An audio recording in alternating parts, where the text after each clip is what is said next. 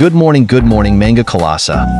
Our video for today is about the continuation of the installation of how to make our preparation of the second floor slab support. As you can see, we're using 2x10 solely wood platform, and we install grade number 40 GI pipe as framing scaffolding with swivels clamp and fixed clamp. Few days ago, we installed base jack on its designated location by area. And then our workers will be fixed all scaffolding pipe for second floor beam formworks installation.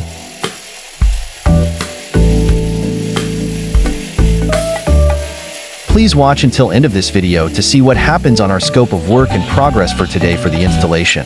Manga Kalasa, please follow and subscribe to my YouTube channel and paki like and share Naran Panino Maraming Salamat pa.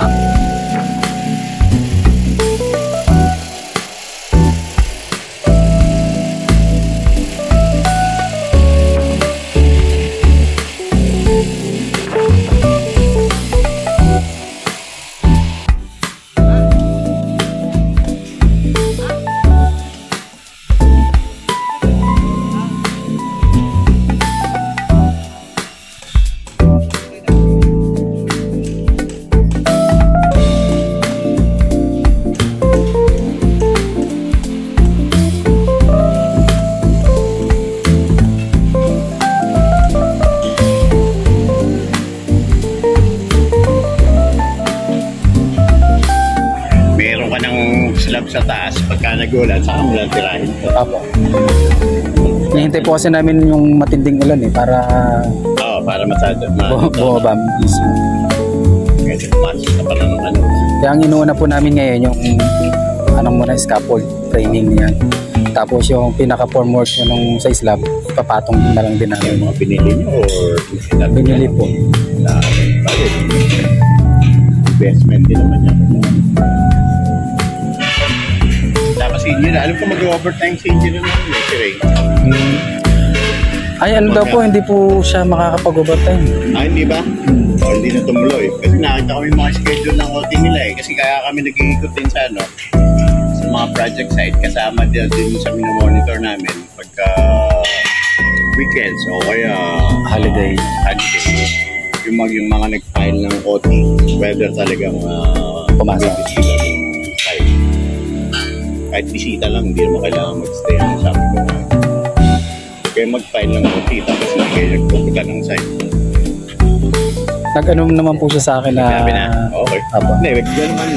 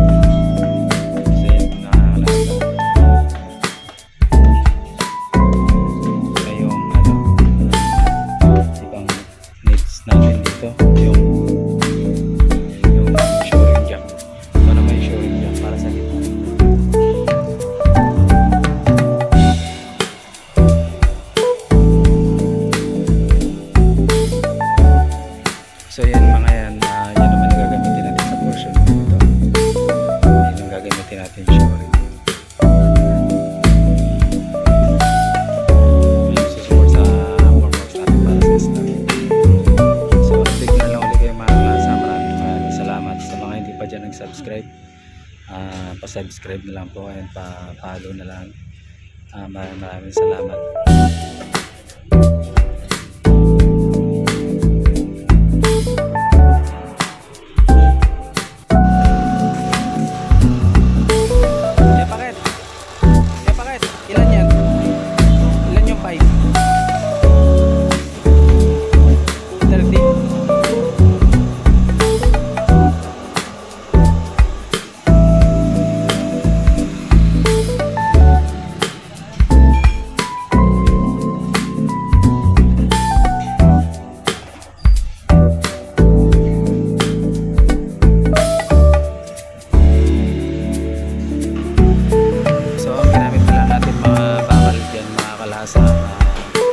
Yung tapping bottom natin nasa base is 20 mm. Then meron tayong extra budget, most likely nandiyan sa gitna yun, sa portion na yun, 12 mm yun. Tapos yung mga ano natin para sa tension yun, 20 mm din siya. So yung poste natin na 20 mm with stirrup na 20 mm. Syempre may inner din tayo, inner stirrup din tayo sa gitna para mas matibay. Ito yung para sa tension. Then meron din tayo sa support din sa ilalim. Yan yung para sa compression naman yan. So chinecheck natin lahat para hindi tayo magkaroon ng problema.